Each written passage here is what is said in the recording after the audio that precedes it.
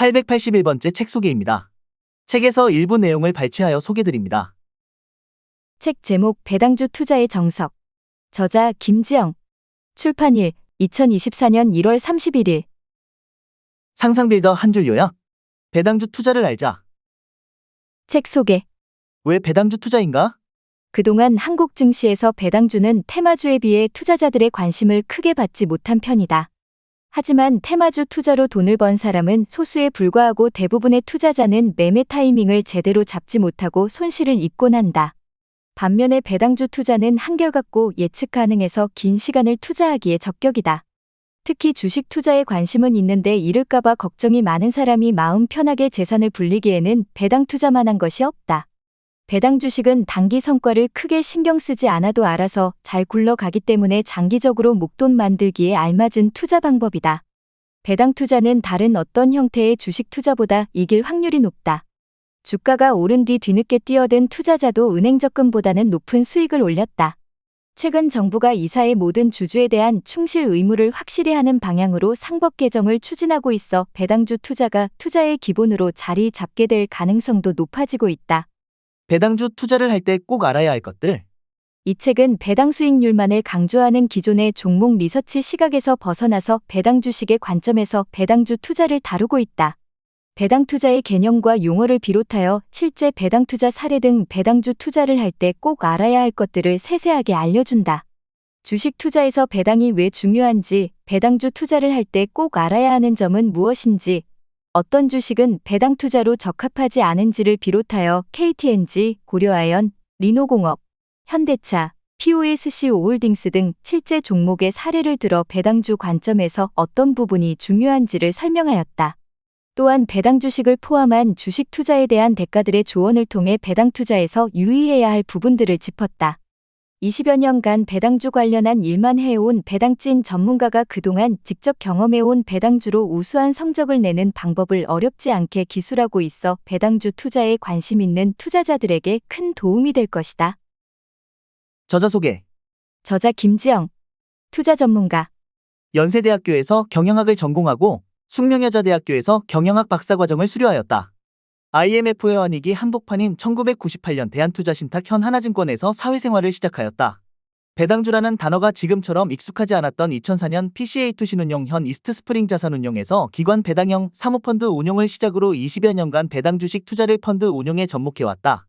영국계 슈로더2 신운용을 거쳐 2009년 SEI에셋코리아 현 베어링 자산운용에 조인하여 2014년부터 베어링 고배당 펀드를 운용해오고 있다. 책에서 얻은 내용. 머리말. 배당 수익률이 얼마예요? 연말에 배당은 얼마나 줘요? 확정인가요? 금리가 얼마인데 배당을 요만큼만 준다고요? 배당주 펀드를 운영하는 동안 흔히 받는 질문이다.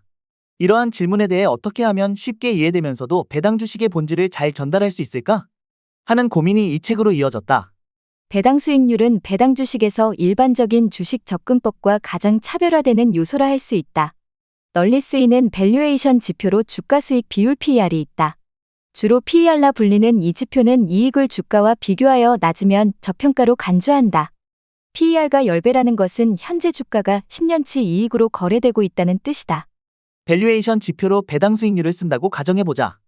동일한 기업 펀더멘털을 가정하면 배당 수익률은 주당 배당금을 주가로 나눈 것이므로 배당 수익률이 높을수록 저평가의 확률이 높아진다. 실적이 증가해서 배당이 증가하는 경우 이익 대비 배당을 얼마나 주는지 나타내는 배당 성향이 개선되고 그 결과 배당금이 증가하는 경우 시장의 오해나 일시적 외면 등으로 주가가 하락하여 배당 수익률이 높아지는 경우 모두 배당 수익률로 주가의 고평가, 저평가 여부를 판단할 수 있다. 배당금은 당연히 배당주에서 중요한 요소이다. 하지만 배당주는 주식이기에 기업의 내재가치 대비 저평가되어 있느냐가 중요하다. 단순히 배당 수익률만 높아서는 배당에서는 벌고 주가에서는 잃을 수 있기 때문이다. 그렇기에 저평가된 기업을 잘 골라낼 수 있는 눈이 중요하다. 주식 투자에서 배당이 왜 중요하냐는 질문에 단 한마디로 말하자면 배당은 주주에 대한 예의이기 때문이라고 하겠다. 주주에 대한 예의는 약간 어려운 말로 좋은 거버넌스라고 표현할 수 있다. 최대주주나 경영진이 소액주주에 대해서 차별하지 않고 동일하게 대우해준다는 말이다. 한국 시장의 저평가 문제도 외부 소액주주에 대한 예의 부족에서 기인하고 배당주가 그렇지 않은 주식 대비 투자 성과가 높은 것도 주주에 대한 예의를 지켜서가 아닐까 한다. 2022년 3월부터 미국 기준금리가 매우 빠른 속도로 올라 1년 반도 안 되는 기간 동안 5.5%까지 올랐다. 이 여파로 한국의 기준금리 역시 3.5%를 기록하는 등 과거와 판이하게 다른 금리 수준을 기록하고 있다. 그러나 오늘의 1원이 10년 뒤의 1원이 아니듯 오늘의 예금 채권 은 원금은 보존될지 모르지만 인플레이션을 감안한 실질 원금은 커버하지 못할 수도 있기에 굳이 배당 수익률을 예금 채권 금리와 비교해야 하는지 의문이 생긴다. 금리 하락기에 배당주가 성과가 좋았으니 금리가 높은 상태로 유지된다면 배당주에 불리하다는 시각도 있다. 배당 수익률을 주요 팩터로 본 퀀트 모델 또는 소위 고배당주로 구성된 펀드나 ETF에 대해서는 금리와 배당주와의 관계를 언급하는 것이 일면 타당하다. 그러나 앞서 언급했듯이 배당 투자를 할 때 기업의 내재 가치 대비 저평가 여부를 잘 따져서 한다면 장기 성과에서 금리의 높고 낮음이나 방향성과 관계없이 우수한 성과를 거둘 수 있다. 물론 코로나19 시기에 절대 금리가 0에 근접하며 성장 콘셉트 주식들이 크게 상승한 기간은 예외로 둔다. 돌고 도는 테마주 장세가 지속되고 있다. 테마주 투자로 돈을 벌었다는 사람은 소수인데도 다들 소위 나쁜 남자인 테마주의 매력에 빠져서 결국은 마음의 상처를 입게 된다. 그에 비해 배당주 투자는 만나면 약간은 지루하지만 나한테는 충실한 착한 모범생 남자친구 같다. 만나면 좀 지루해도 한결같고 예측 가능해서 긴 시간을 함께하기에 적격이다. 자세히 들여다보면 귀엽고 재미있는 면도 있다. 인생의 동반자로 누구를 선택하겠는가? 치명적인 매력의 나쁜 남자? 약간은 지루하지만 한결같은 모범생 착한 남자? 인생은 길고 투자도 역시 길다. 끝날 때까지 끝난 것이 아니다. 마음 편하게 내 재산을 불리기에는 배당 투자만 한 것이 없다. 언뜻 보면 무매력인 모범생에게도 자세히 보면 볼수록 매력이 있기 때문에 이런 배당 주식을 요모조모 뜯어보고 투자할 수 있게 도움을 주고 싶다. 이 책이 기존의 배당주를 다룬 책과 다른 점은 배당 수익률만을 강조하는 기존의 종목 리서치 시각에서 벗어나서 배당 주식의 관점에서 배당주 투자를 다룬다는 것이다.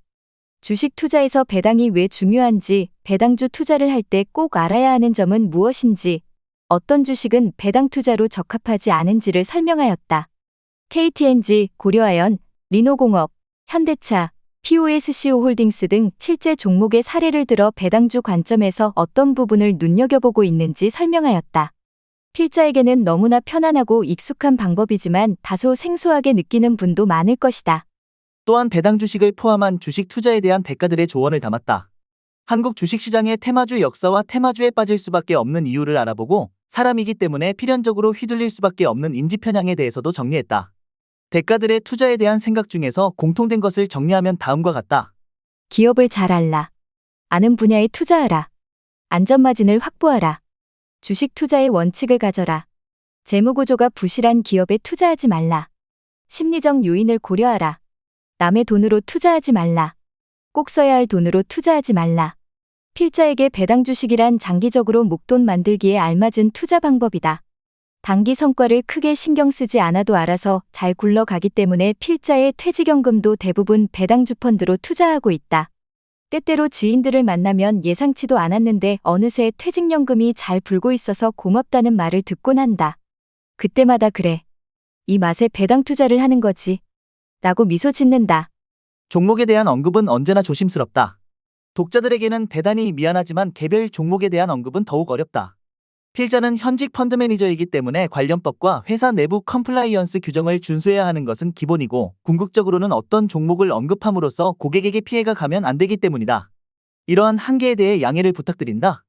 그리고 이 책에 쓴 내용은 철저히 필자의 개인 생각임을 밝혀둔다. 배당 투자에서 가장 힘든 시기는 기업 실적은 둔화하는데 유동성이 많이 풀려있는 시기이다. 배당 투자를 하다 보면 중간중간 이런 어려운 시기도 겪게 된다. 그러나 이 시기에 배당주 관점을 유지하면서 거센 역풍의 몸을 낮추며 잘 견뎌낸다면 끝나지 않을 것 같던 겨울이 결국 따뜻한 봄볕에 물러나듯 배당 주식의 성과가 꽃을 피우는 시간이 반드시 돌아온다는 것을 수년간의 경험에서 깨달았다. 한국 주식시장에서 주주환원이라는 화두가 던져진 지 채 10년이 되지 않았다. 이 책이 모쪼록 건전한 배당주 투자 문화에 조금이라도 도움이 되면 좋겠다. 이 책이 나오기까지 주위 분들께 과분한 도움을 받았다. 특히 배당주 투자 원칙을 지켜갈 수 있도록 기다려주시고 응원해주신 고객님들 한 분 한 분의 사랑이 큰 힘이 되었다. 배당주 투자 원칙과 프로세스를 지키면서 발전시켜 갈 수 있도록 함께 해주신 베어링 자산운용 주식운용팀 동료분들 및 임직원 여러분들께 무한한 감사를 드리고 싶다. 책을 쓰면서 자료를 찾을 때 큰 도움을 주신 증권사 애널리스트 분들께도 감사드린다. 끝으로 80평생 배움을 낙으로 살아오신 아버지, 딸이 가는 길을 믿고 응원해주신 어머니, 바쁜 며느리의 든든한 울타리가 되어주신 시부모님, 자유시간을 쪼개가며 원고를 쓰는 아내이자 엄마를 기다려주고 격려해준 남편과 두 딸에게 감사의 마음을 전한다. 왜 배당 투자를 해야 하는가? 왜 테마주에 끌리는 것일까? 땡땡수혜주, 땡땡 관련주. 주식 투자에 조금만 관심이 있는 사람이라면 누구나 이 말이 무엇을 뜻하는지 알 것이다. 증권사 HTS에서 기본값으로 제공해주는 관련주 종류만 해도 수십 가지이기 때문이다. 네이버 증권에서 제공하는 테마는 놀랍게도 270개 이상이다.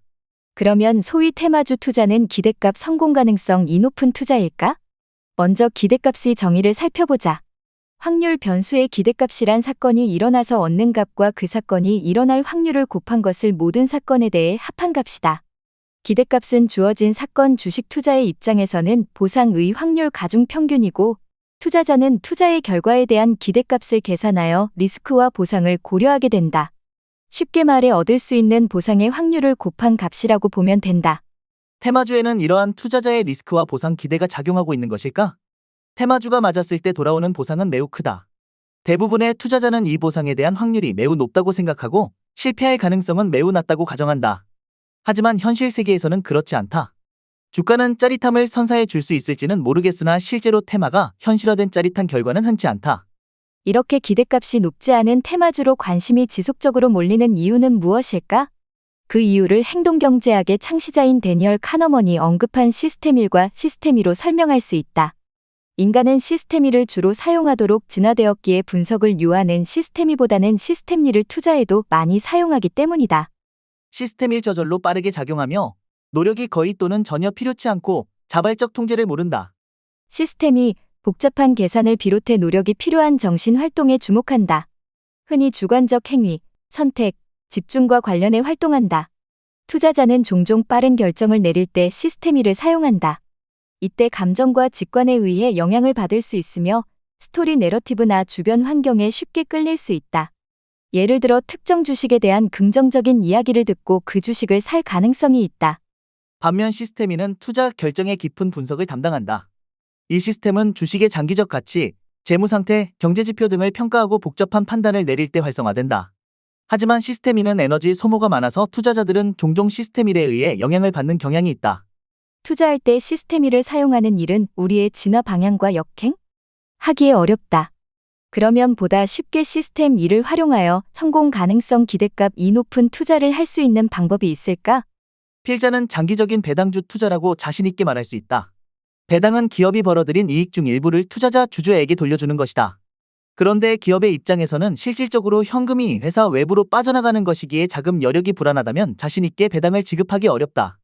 그렇기 때문에 배당을 안정적으로 늘려가는 회사는 대체로 수익성이 좋고 현금 흐름과 재무 구조가 우량한 특징을 지닌다.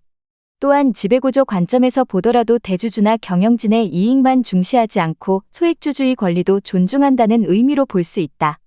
이러한 회사들은 단기 주식시장 변동성이 확대되더라도 중장기적 주가 상승을 보여왔다. 자산 포트폴리오 측면에서 배당금의 재투자 효과는 꼭 노후자금 마련이 아니더라도 꼭 챙겨야 하는 꿀팁이다. 받은 배당금으로 주식을 추가로 살 수 있기 때문에 실제로 배당금을 재투자했을 때 그렇지 않았을 때보다 장기 성과가 양호한 경향이 있다. 이자의 복리 효과와 비슷한 개념인 배당의 재투자 효과는 중장기적 관점에서 자산이 쌓여가는 맛을 느낄 수 있다. 분기 실적 호전주나 테마주 투자 전략은 그 전략이 맞았을 때는 성과가 양호할 수 있으나 틀렸을 경우에는 리스크가 커질 수 있다. 하지만 배당주 투자는 주가 변동성은 낮으면서도 자산 가치를 키워나가는 방향이기 때문에 중장기적으로 안정적이고 비교적 예측 가능한 성과를 낼 수 있는 전략이다. 그동안의 주가 상승에도 불구하고 KOSPI 배당 수익률은 2%대 중반에 머무르고 있어 앞으로도 배당주의 상대적 강세 지속 가능성은 여전하다고 생각한다. 한국 주식시장에서 배당금 총액은 2014년 16조 원을 기록한 이후 우상향 중이다. 특히 코로나19로 기업이익이 위축되었던 2020년에도 상장사 배당 총액은 사상 최대치인 40조 원을 기록했는데 삼성전자 특별배당 플러스 10조 원을 제외하더라도 2018에서 20년 상장사 배당금 총액이 30조 원으로 유지된 점이 긍정적이다. 코로나19 등 불확실성 증가에도 불구하고 배당금을 지급할 수 있었던 것은 우리 기업의 기초 체력이 강화된 것을 반증한다고 볼 수 있다. 배당주 투자하기 좋은 시점은 정해져 있을까? 특히 연말 배당 시즌이 되면 찬바람 불면 배당주라는 언론 기사들을 매년 접하게 된다. 배당주에 투자하기 좋은 시점이 딱 정해져 있는 것은 아니다. 배당만 받고 주식을 바로 처분하는 것은 월세 나오는 상가를 월세 받기 전에 샀다가 월세를 받고 바로 파는 것과 비슷하지 않을까 한다. 우량한 재무구조를 보유하고 대주주나 경영진이 소액주주의 이익도 중시하는 기업이 배당까지 많이 준다면? 그리고 그 기업도 성장을 찾아서 끊임없는 노력을 한다면? 그런 배당주는 싸게 사서 장기 보유하는 것이 안정적인 수익 창출 기회가 아닐까? 주간 일기예보가 틀려서 당황한 적이 누구나 한 번쯤 있을 것이다. 그러나 겨울이 지나면 봄이 온다는 계절의 변화는 절대 틀리지 않는다. 이와 같이 성공 확률이 높은 투자 방법은 때로는 너무 당연한 것 같아서 진부해 보이기도 하며 그리 흥미롭게 여겨지지 않는다. 좋은 배당주 투자는 자산 가치의 변동성을 낮게 유지하면서도 자산을 키워갈 수 있는 좋은 대안이다. 중장기 투자의 배당주는 꼭 가져가자. 언제 사고 언제 팔아야 하는가? 주식을 사는 시점을 고르는 법. 주식을 사는 시점은 정해져 있는 것은 아니다. 중장기 기업 가치와 현재 주가의 괴리도를 고려하여 확신도가 높을 때 매수하는 것이 원칙이다. 물론 한정된 자금을 가지고 주식을 사야 하는 입장이라면 확신도와 매수 후 기업 가치가 실현되기까지의 기간을 고려하여 우선순위를 정할 수 있겠지만 꼭 맞는 것은 아니다. 배당주 관점에서는 매수 시기보다는 매수 가격의 적중 확률이 더 높다고 본다. 통상 배당주 관점에서는 전통적인 고배당주의 경우 배당 수익률이 역사적 고점 부근에 있을 때를 1차적인 매수 시점으로 본다. 배당 성장주는 양호한 미래 성장 전망 콘셉트만 있어서 숫자로 뒷받침되지 못하는 경우는 제외에도 불구하고 단기 실적 부진으로 주가에 대한 비관적인 전망이 증가하는 경우이다. 이 경우 역시 배당 수익률은 높은 수준일 가능성이 있다. 우리나라 기업들은 대외 여건이나 경기 사이클에 영향을 받는 업종에 많이 속해 있는데 이러한 기업들도 배당 수익률을 통해서 매수 시점을 고를 수 있다. 재무 구조가 우량하고 분기 실적이 부진한 경우에는 역사적으로 가장 높았던 배당 수익률을 참고해서 매수 시점을 잡아볼 수 있다. 기업이 꾸준히 배당금을 유지해 온 경우 특히 적중도가 높다. 배당의 변동성은 이익의 변동성보다 낮고 기업들은 배당을 늘리는 것보다는 줄이는 것에 대해 더 부담스러워하기 때문에 웬만하면 배당을 줄이지 않으려고 하는 특성을 이용하는 것이다. 언제 팔아야 하는가? 주식을 제때 사는 것은 어렵다. 그런데 언제 팔아야 할지 아는 것은 더 어렵다. 주가가 내재가치 이상으로 거래되거나 다시 추정한 내재가치가 현재 주가 아래로 하향 돌파할 때가 주식을 팔 때이다. 주식을 매도하기 어려운 이유는 미련이 남아서이다. 올라가는 주식은 더 올라갈 것 같고 하락하는 주식은 언젠가 반등하여 손실을 줄여줄 것 같아서 쉽게 못 파는 것이다. 당연히 매도할 때는 애초에 생각한 적정가치 이상으로 주가가 올랐을 때 실현하는 것이지만 좀 더 자세하게는 다음의 경우를 생각해 볼 수 있다. 첫째, 투자 논리에 대한 확신이 사라지는 경우. 둘째, 주가가 내재가치를 훨씬 상회하는 경우. 셋째, 매력적인 투자 대안이 있을 경우. 투자 논리에 대한 확신이 사라지는 경우. 배당 투자의 관점에서 투자 논리가 사라지는 경우는 대부분 잉여연금 흐름의 전망이 악화될 때이다. 배당금은 한번 지급되면 다시 회사로 돌아오지 않기 때문에 잉여연금 전망이 매우 중요하다. 잉여연금 흐름, 영업현금 흐름, 설비 투자 의악화는 배당 전망을 어둡게 한다. 또는 예상치 못한 자산의 취득이나 인수합병도 마찬가지이다. 매출 전망, 수익성, 재무제표 등이 악화되거나 산업 내 경쟁이 치열해지고 신제품의 출현으로 산업 자체의 경쟁력이 떨어지는 등 회사의 펀더멘털과 관련된 이슈가 발생하게 되면 회사의 잉여연금의 원천인 영업현금 흐름이 악화되기 때문에 내재가치가 자동적으로 낮아지게 되는 것이다. 내가 이 주식을 왜 갖고 있지? 하고 실수를 자책하며 주식을 파는 일은 머리로는 간단해 보이지만 실상은 그리 간단하지 않다. 고심해서 고른 종목인데 이익을 내기는커녕 내가 잘못 봐서 손실이 났다는 걸 인정하는 것은 자존심이 무척 상하는 일이다. 하지만 이럴 때도 냉정을 잃지 않는 것이 매우 중요하다. 꾸준히 배당을 지급해왔던 회사이고 펀더멘털이 우수한 회사라면 그렇지 않은 회사보다는 잘못 봤을 확률이 낮다. 주가가 내재가치를 훨씬 상회하는 경우.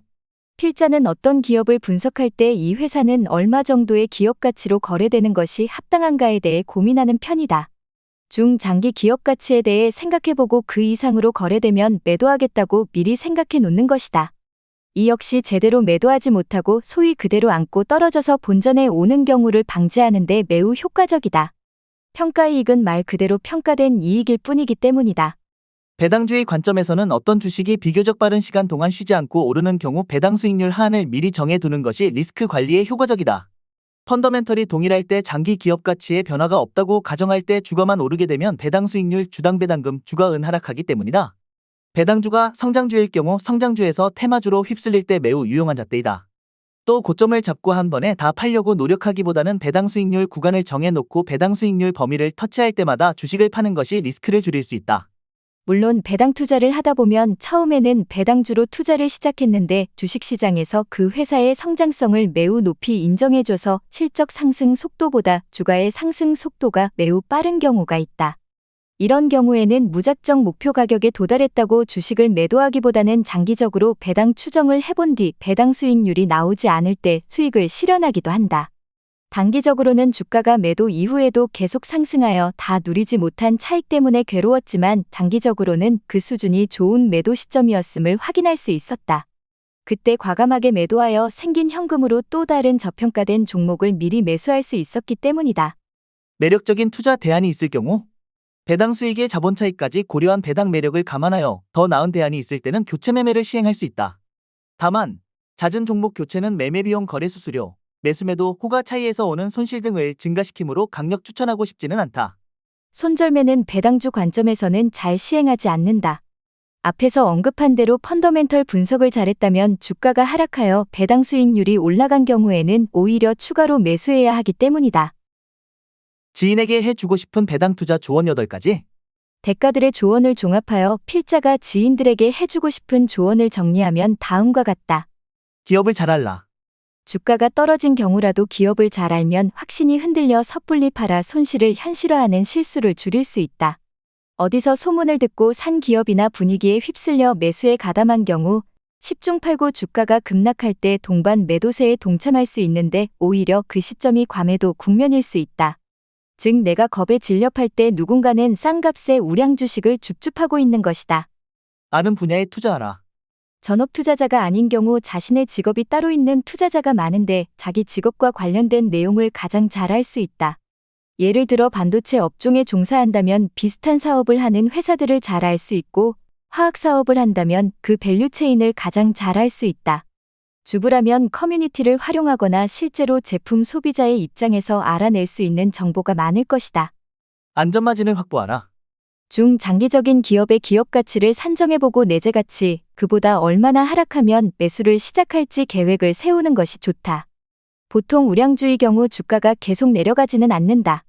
왜냐하면 주가가 하락하면 배당 수익률은 상승하기 때문에 보통은 주가 하락이 방어되어 일정 배당 수익률 이상 상승하지 않는다. 배당 수익률은 일부 안전마진을 확보할 수 있게 해준다.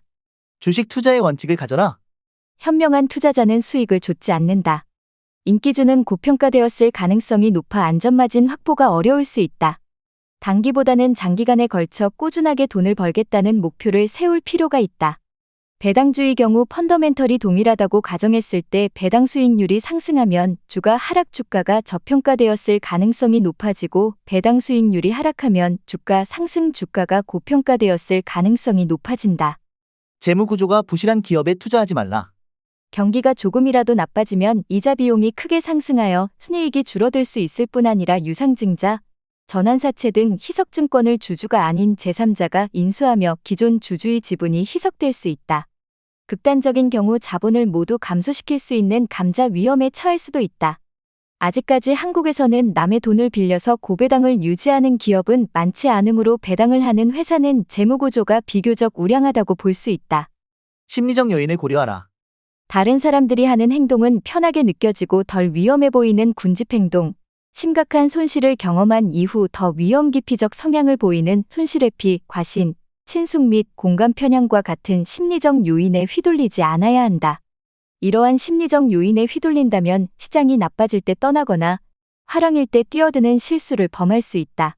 시장이 나빠지면 그동안 공격적이었던 투자자들이 갑자기 조심스러워지고 반대로 시장이 급등할 때는 보수적인 사람들조차 잔치에 뛰어드는 것을 쉽게 볼 수 있다.